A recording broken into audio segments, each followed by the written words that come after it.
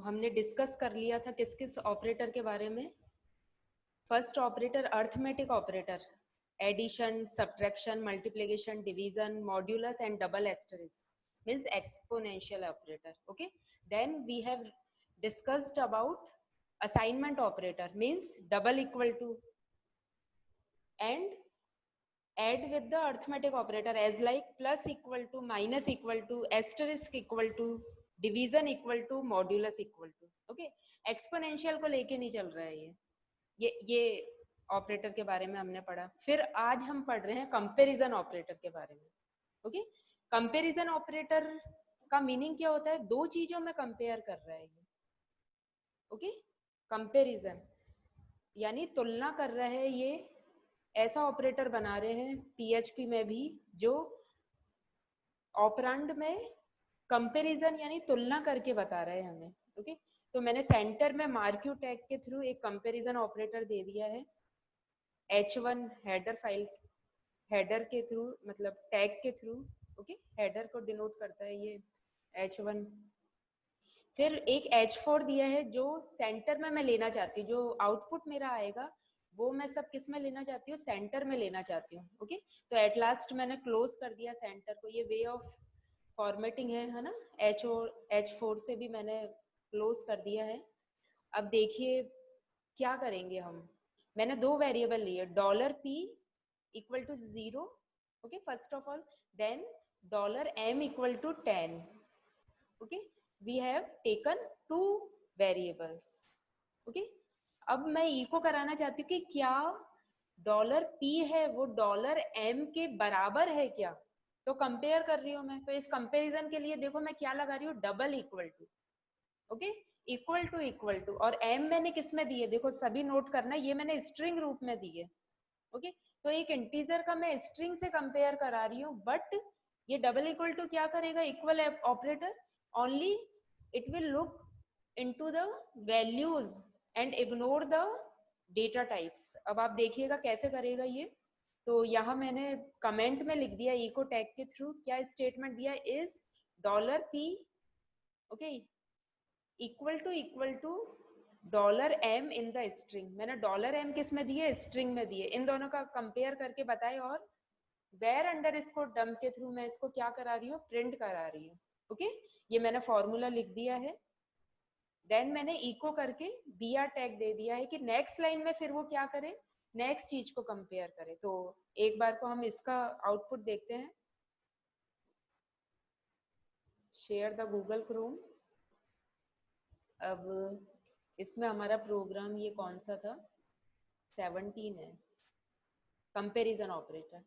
Okay, तो आप देखिएगा अभी फिलहाल हमने सिर्फ फर्स्ट के बारे में डिस्कस किया है.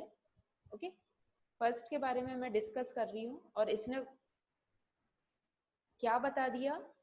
इक्वल टू करके इसने क्या शो कर दिया कि इज $m में मैंने क्या असाइन कराई थी? वैल्यू इनिशियलाइज कराया था 0 से, और $p में और $m में भी 0 दिया था बट स्ट्रिंग में दिया था. तो इसने लिख दिया is 0 equal to 0 in string.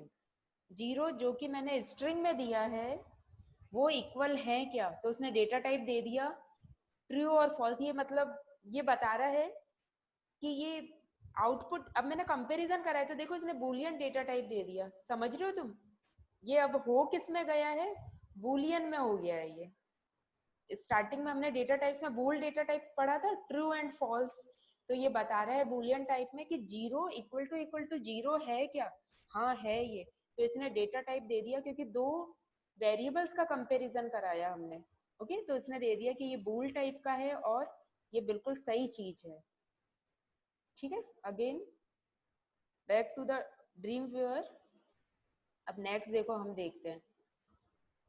अब हम देखना चाहते हैं ट्रिपल इक्वल टू के बारे में. ओके, ट्रिपल इक्वल टू को ये क्या कह रहा है कि क्या कहते हैं हम? आइडेंटिकल ऑपरेटर बोलते हैं. इक्वल टू को क्या बोलते हैं? इक्वल टू ऑपरेटर, है ना, equal operator. And triple equal to को क्या बोलते हैं? Identical operator. ओके, तो इसकी क्या खासियत होती है?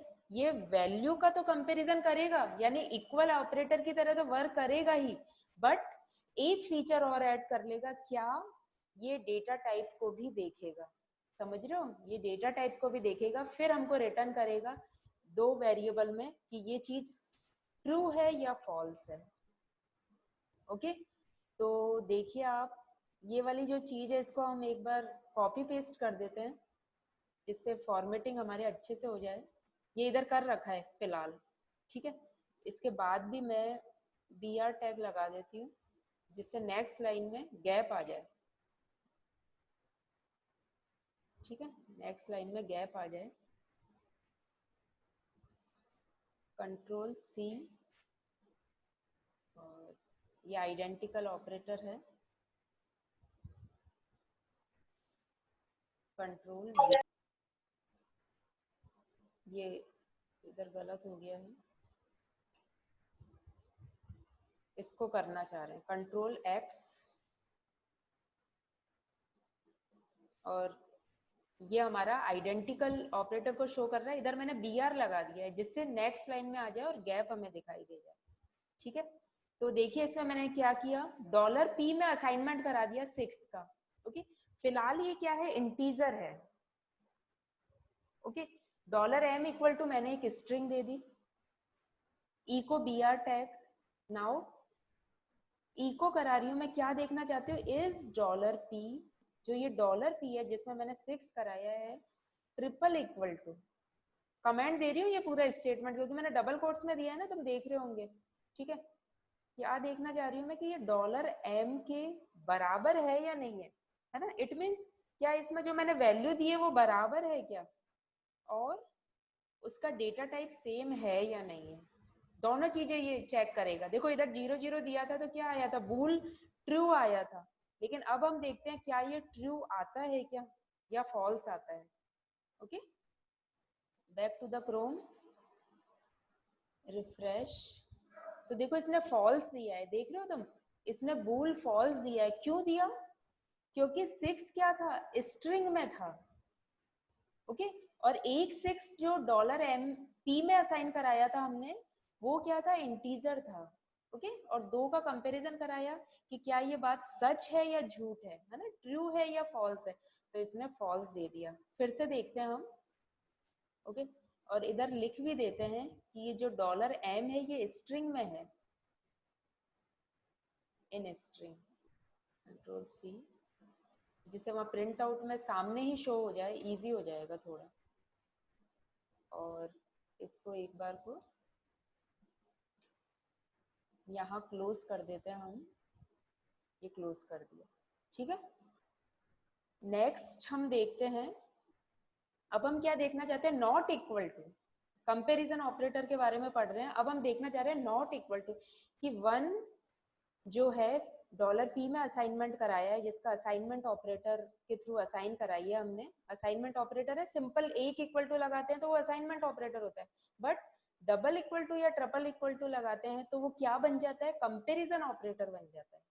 ओके, तो हम ये देखना चाह रहे हैं अब कि ये दोनों की वैल्यू मैंने देखो 1 1 दी है, बट मैं क्या देखना चाह रही हूँ कि ये जो 1 1 है या ये एक दूसरे के बराबर नहीं है, नॉट इक्वल टू, तो ये तो मैंने गलत चीज दे दी ना, इक्वल टू देती तो सही थी ये, है ना। तो देखेंगे इसका रिजल्ट क्या आता है, फॉल्स आना चाहिए, आता है या नहीं, ये देखेंगे हम। तो यहाँ मैंने सेम टू सेम ऐसा प्रिंट कराने के लिए दे दिया जिससे आउटपुट स्क्रीन में हमको शो हो जाए। इधर एक br टैग को और कर देते हैं, नेक्स्ट लाइन में पहुंच जाए, कंट्रोल सी, यहाँ मैं इसको पेस्ट कर दिया है। Now refresh the screen. हाँ, अब ये आप देखिए, थर्ड लाइन हमने पढ़ी है जो, इज 1 नॉट इक्वल टू 1, ये तो गलत चीज कह दी ना हमने, ठीक है। तो इसने बुलियन के रूप में क्या दे दिया कि ये चीज क्या है, फॉल्स है, गलत है, ठीक है, क्योंकि ये तो इक्वल टू थे, ये लॉजिक तो गलत बैठ गया। ओके, अब फिर से हम देखते हैं नेक्स्ट, कंपैरिजन ऑपरेटर। अब कौन सा ऑपरेटर हम पढ़ेंगे, not equal to equal to. Okay, जो हमने इक्वल टू के बारे में पढ़ा था उसी में ही नॉट इक्वल टू के बारे में पढ़ेंगे। इसको भी एक चीज हम स्ट्रिंग में देना चाह रहे हैं, देखते हैं आप, नॉट इक्वल टू के बारे में देखते हैं। यहाँ मैं इसको पेस्ट कर देती हूँ कि जो $m है वो देखो, मैं इधर तुम देख रहे हो ना, मैं स्ट्रिंग में दे रही हूँ। ये 7 और 7 तो मैच कर रहे हैं, लेकिन मैं इसको स्ट्रिंग में देख रही हूँ, बट ऑपरेटर कौन सा लगा रही हूँ, not equal to equal. Okay, इसको पैरेंथेसिस में दे देते हैं, यहाँ क्लोज कर देती हूँ मैं, ये क्लोज कर दिया मैंने, सेव कर दिया। ठीक है, एक br इधर भी इंसर्ट करा देते हैं, Ctrl+C Ctrl+V नेक्स्ट लाइन में आने के लिए। ठीक है, तो ऐसा करते हैं, एक बार को इसका डिजिट चेंज कर देते हैं। ठीक है, देखो $p में मैंने दिया है 7 और $m में 6 दिया है। ओके, लेकिन जो 7 है वो किस में है, इंटीजर, और जो 6 है वो किस में है, स्ट्रिंग में है, यानी डेटा टाइप अलग हो चुके हैं, बट डिजिट भी क्या है, अलग है। अब मैं कंपैरिजन क्या करा रही हूँ, इक्वल टू का नहीं करा रही हूँ, मैं नॉट इक्वल टू का करा रही हूँ, यानी ये डेटा टाइप तो चेक करेगा नहीं, ये सिर्फ डिजिट को चेक करेगा, और क्या देखेगा, क्या ये बराबर नहीं है, ये देखेगा। तो ये बात तो सच निकल रही है कि हाँ बराबर नहीं है। चलो इसका आउटपुट देखते हैं हम, कंट्रोल सेव एस कर दिया मैंने, रिफ्रेश कराती हूँ मैं स्क्रीन। हाँ, इसने कह दिया ये चीज सही है, बिल्कुल कंपैरिजन ऑपरेटर कर दिया इसने, है ना, कि इज 7 नॉट इक्वल टू कि 7 है जो बराबर नहीं है किसके, 6 के बराबर नहीं है, बिल्कुल सही बात है ना। 7 है वो 6 के इक्वल टू है ही नहीं, और 6 मैंने स्ट्रिंग में दिया था, लेकिन इसके कोई फर्क नहीं पड़ा। क्यों नहीं पड़ा, क्योंकि मैंने डबल इक्वल टू का यूज किया है, ट्रिपल इक्वल टू का नहीं किया है ना, डबल इक्वल टू का ही करते हैं, तो डबल इक्वल टू का कर दिया, ये रिजल्ट आ गया हमारा। Okay, again next comparison operator के बारे में हम देखते हैं। अब कौन सा आ रहा है देखें जरा, greater than. Okay, greater than के बारे में आ रहा है कि जो p है यानी 9 जो है वो बड़ा है क्या 6 से। ओके, इसके बारे में देख रहे हैं, और एक इसी में ही क्या देख रहे हैं, जो p है वो बड़ा है या बराबर है, दोनों चीजें एक साथ देख रहा है। ओके, तो यहाँ मैं दोनों को इक्वली दे देती हूँ, देखते हैं। बड़ा तो है ये बड़े को तो देख ही लेगा कि is it greater or not, but we want to look also the greater or the equal, इसको भी देखना चाहते हैं, तो br और इंसर्ट कर देते हैं इसमें, Ctrl+V, इधर भी Ctrl+V। ओके, नेक्स्ट इसी टाइप से ये क्या कर रहा है, less than. Okay, we have discussed about less than, greater than, equal to। okay, now अब इसका आउटपुट देखते हैं हम, स्क्रीन शेयर करती हूँ। तो देखिए ये हमारा रिजल्ट आ गया, हमने यहाँ तक देख लिया था कि 7 है नॉट इक्वल टू 6, ये सही चीज थी, ट्रू दे दिया। फिर हमने क्या कंपैरिजन कराया कि 9 है वो बड़ा है 6 से, बिल्कुल सही बात है, तो इसने बूल ट्रू दे दिया है। फिर हमने देखा कि 26 है वो बड़ा तो है, ये देखेगा, उसके बाद ये भी देखेगा वो इक्वल है क्या, तो मैंने इक्वल दी थी तो इसने दोनों में से एक का कंपैरिजन कर दिया और true they the value. Okay, फिर मैंने लेस देन देखा, ये भी सही है, तो इसने बोल ट्रू दे दिया है। इधर मैंने लेस देन तो देखा ही है, इक्वल टू भी देखा है, तो ये लेस देन को पहले फुलफिल कर रहा है, तो यहाँ भी ट्रू दे दिया। ओके, तो ये आपका कंपैरिजन ऑपरेटर है।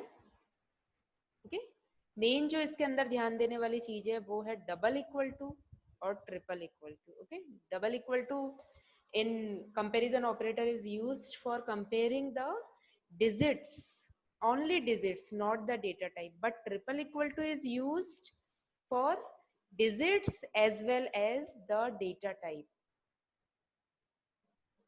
Is it clear to everyone?